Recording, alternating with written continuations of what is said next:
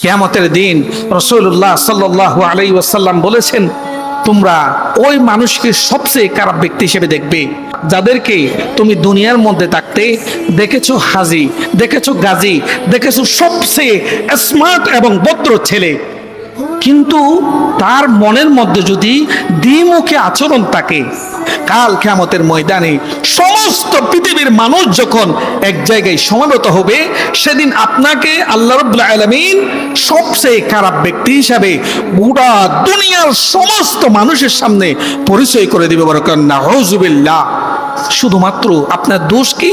আল্লাযী ইয়াতিহা উলাই বিওয়াজহিন, আপনি অমুক ব্যক্তির কাছে গিয়েছেন, চেহারা দেখিয়েছেন একরকম, অন্য ব্যক্তির সাথে সাক্ষাৎ হয়েছে, তার সামনে দেখিয়েছেন আপনার চেহারার ভিন্নতা, একজনের সামনে ভালোবাসতে গিয়ে অন্যজনের সামনে ভালোবাসতে গিয়ে এই চেহারা কিয়ামতের দিন আপনি সবচেয়ে খারাপ ব্যক্তি হিসেবে রূপান্তর হয়ে গেছেন। বরকত নাউযুবিল্লাহ।